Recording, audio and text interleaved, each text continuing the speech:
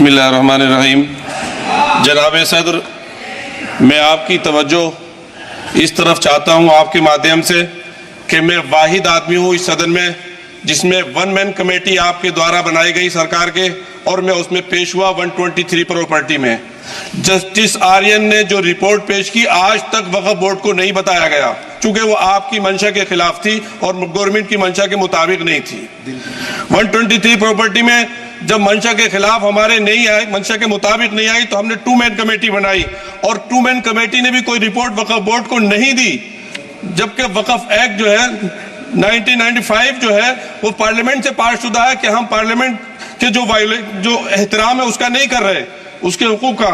इसी तरह से सर सूबाई हुकूमतों को इख्तियार दिया गया। सर हिंदू एंडोमेंट में जो कर्नाटका और तमिलनाडु में है वहां कोई मुस्लिम नहीं हो सकता, और 26 में आर्टिकल 26 का वायोलेशन है। 4 धाम में ये लिखा हुआ वाज़े तौर पर कि सिर्फ हिंदू होगा।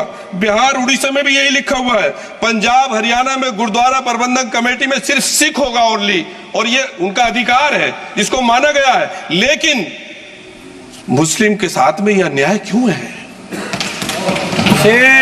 और सुन लीजिए सर मैं आपकी तवज्जो की चाहता हूं, दुनिया का सबसे पहला वक्फ खाने काबा मक्के में है। क्या हम उसके ऊपर भी सवाल उठाएंगे कि वहां पर भी हमारा कोई हिंदू भाई हो? हम अपने वकार को, अपनी इज्जत को, अपने मुल्क की, अपने शान को, अपने संविधान को खुद अपने पैरों तले रौंद रहे हैं। और वक्फ एक मुसलमानों का मजहबी अमल है, एक मजहबी फरीजा है। इससे उनको महरूम कॉन्स्टिट्यूशन के जरिए से भी कोई ताकत नहीं कर सकती। सर ये हम बहुत बड़ी गलती करने जा रहे हैं जिसका खुमियाजा हमें अभी नहीं सदियों तक हम भुगतते रहेंगे, क्योंकि हम खुद अपने कॉन्स्टिट्यूशन को, संविधान को, उसकी पामाली कर रहे हैं। अगर हमें इस सिलसिले में मैंने सर पूरा मैंने उसको मध्यम से पढ़ा है और मैंने पूरी 40 तरामीम जो उसमें गलत है उसको लिखकर जो है वो मैं लेकर आया हूँ।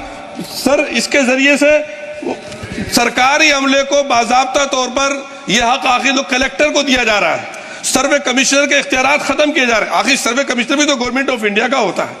सर ऐसे कैसे कर सकते हैं हम? और फिर सर उसमें मेरे मजहब के मुतालिक चीजें हैं तो वो कैसे कोई दूसरा तय करेगा? क्या कुरान में क्या लिखा है, फिक़ा में क्या लिखा है, इस्लाम में क्या लिखा है, ये आप तय करेंगे या मैं तय करूंगा? सर इससे हम मजहब में दखल अंदाजी कर रहे हैं, इंटरफेरेंस ऑफ द रिलीजन कर रहे हैं। सर इस तरह के कवानीन से मुल्क की साख को नुकसान पहुंचेगा। कॉन्स्टिट्यूशन की स्पिरिट हम खत्म कर देंगे, और अगर ये होगा तो कोई भी अकलियत, कोई भी माइनॉरिटी अपने आप को हिंदुस्तान में सेफ नहीं करेगी। पिछले दिनों सिखों के साथ भी ये हुआ, और कुछ ईसाई भाइयों के साथ भी इस तरह के वाकयात हुए हैं, जिसकी वजह से सब लोग अपने आप को असहाय महसूस कर रहे हैं। 10 साल से जो मुल्क में माइनॉरिटीज के साथ, उनके हुकूक के साथ, उनके रिलीजन फ्रीडम के साथ जो खिलवाड़ किया जा रहा है, उससे रूह कांप जाती है। और दिल ऐसा महसूस होता है कहीं ऐसा ना हो कि जनता इन हुकूक के लिए, कॉन्स्टिट्यूशन को बचाने के लिए दोबारा सड़कों पर आ जाएगी। ओके